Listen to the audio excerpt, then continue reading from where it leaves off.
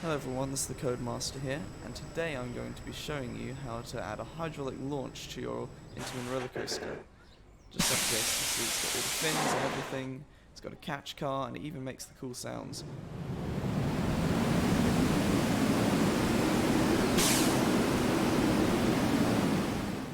So the first part in creating a hydraulic launch is to actually have a launch.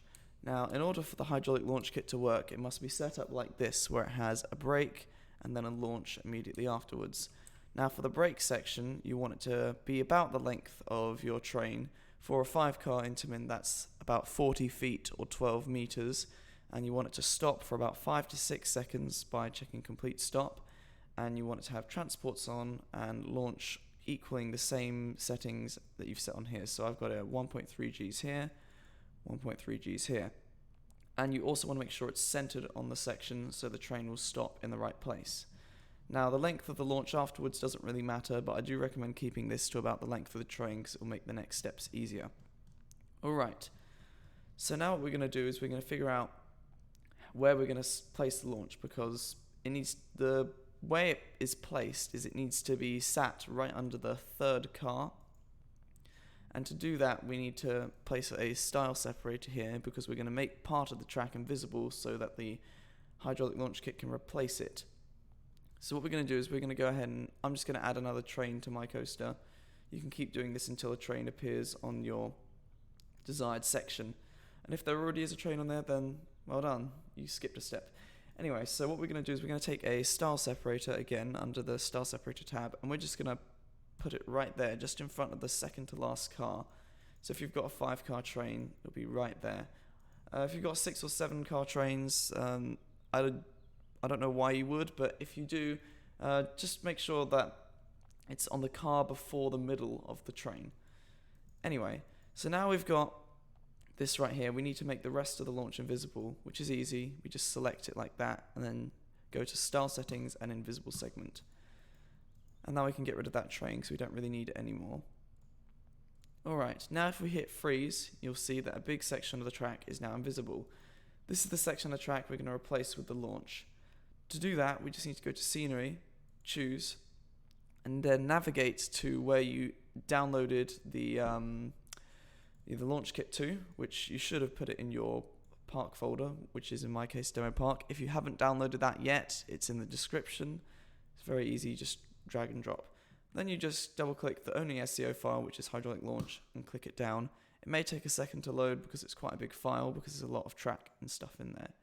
Then you will get this box, and in this box there's a little red corner. Now what you want to do is you want to take that red corner and you want to put it in the center of the cross tie, right here, like that. As long as it's kind of on the end of it like that, you should be fine. It doesn't have to be perfect. Then what you want to do is you want to unfreeze your coaster and you want to measure how long this is. Now this may seem daunting at first, but it's actually quite easy. All you've got to do is click on this, click on the track section, and at the bottom it gives you a readout, so that's 7, and then 7 meters, and then it's going to be 154, so 7 plus 154, that's 161, I think. Now this has to be in meters for this step, so if you're using feet, make sure you convert it to meters first. So that's 161 meters. So then we just double click on this, and where it has name, we're going to enter in that value in meters, 161. Now it cannot be a value with a decimal point, otherwise it may not work. So make sure you've got a full number, and it's rounded up, and it's in meters. That's very important that it be in meters. Now you can set the color of the track here. I've got my track to be white, so I've just set the color to be white, and you can also adjust the color of the catch car down here. But then again, go ahead and click apply and then close, and I think it's pretty much set up now. So if we hit freeze, it will freeze over, and nothing's happened yet, but the real magic happens when we enter the simulator. So we go ahead and save, hit play, and there we go, we've got a hydraulic launch, and it extends all the way down to the end.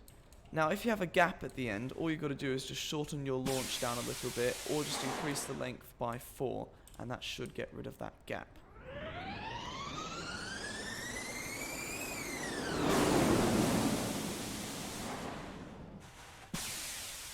And it crashed because I've only made a top part here.